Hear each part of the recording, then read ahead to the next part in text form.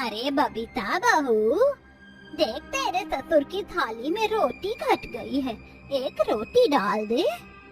जी दादी माँ। बाबूजी रोटी।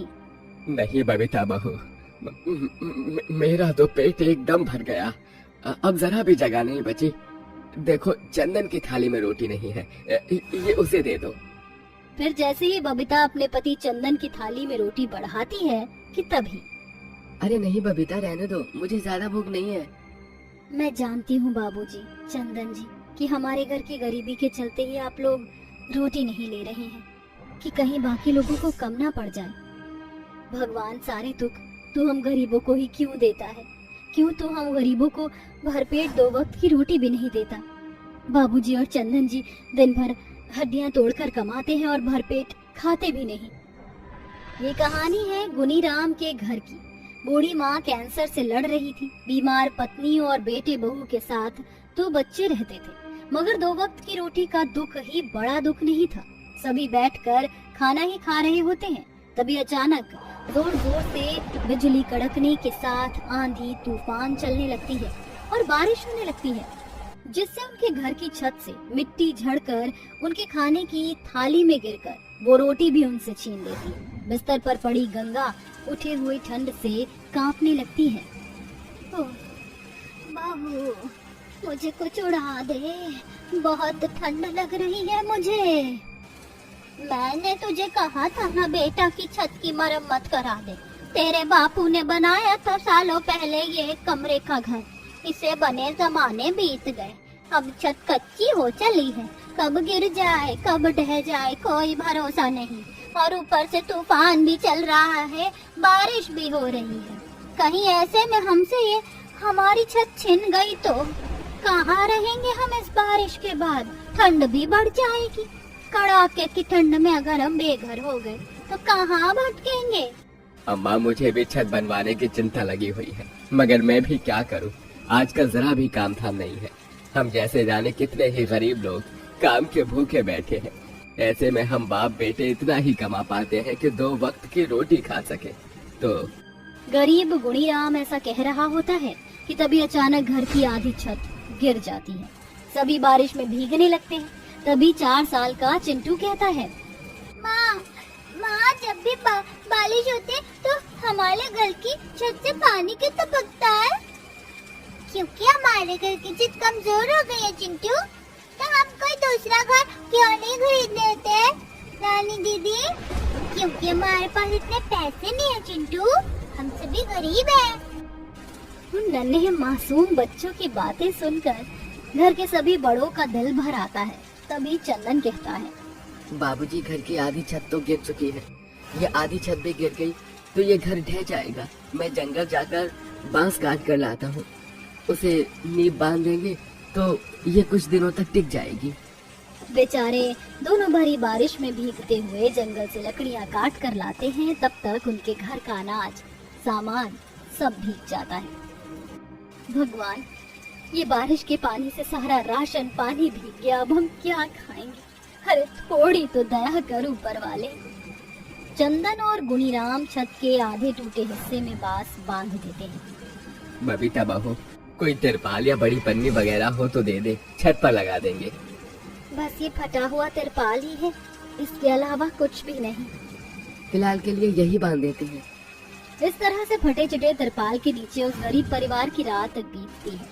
ऐसे ही थोड़े दिन बीत जाते हैं और अब कड़ाके की ठंड पड़ने लगती है, जिसके चलते आधी रात ठंड से चिंटू और रानी रोने लगते हैं।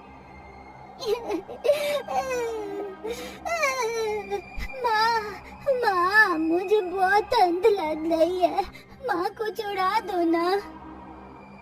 मुझे भी ठंड लग रही है माँ, देखो ना हमारी छत खुली होने की वजह से ठंड और भी अंदर आ रही है। बबीता और चंदन दोनों ही एक एक बच्चे को गोदी में लेकर सुलाने लगते हैं। सारी मुसीबत इस ठंड में ही पड़नी थी। हम गरीबों के परिवार में छत खुली होने की वजह से ठंड मेरी बूढ़ी हड्डियों में चुभ रही है। दादी माँ, मैं अभी आग जलाती हूँ। ठंड से सभी की बिगड़ती हालत देखकर बबीता आग जलाती है। बेचारे सभी गिरी हुई छत के घर में आग ताप कर रात बिताते हैं। सुबह होते ही चंदन और गुणीराम काम ढूंढने निकल जाते हैं। इस ठंड में तो सड़क पर जरा भी काम धाम नहीं, फिर हम दोनों बाप बेटे को कौन काम देगा? चंदन, चल मनचंद जी के पास चलते हैं। इस ठंड में उनकी ईंट भट्टी पर ईंट बनाने का काम चल रहा होगा। दोनों ईटा भट्टी पर आते हैं। जय राम जी के मालिक। गुणीराम, तुम इतने दिन बाद? मालिक, हम दोनों को भी अपने ईंट भट्टा पर काम पर रख लीजिए। इस ठंड में हमारे घर की छत गिर गई है, बड़ी दिक्कतों का सामना करना पड़ रहा है। माफ करना गुणीराम, पर तुम तो देख ही रहे हो, पहले ही भट्टी पर कितने मजदूर काम कर रहे हैं। इस ठंड में काम धाम बड़ा ही ढीला चल रहा है। मैं तो इन्हीं की दिहाड़ी नहीं दे पा रहा। फिर बेचारे दोनों बाप बेटे खाली हाथ वहाँ से लौट जाते हैं और सड़क पर चलने लगते हैं। चारों तरफ धुंध छाई होती है और बर्फ भी गिर रही होती है।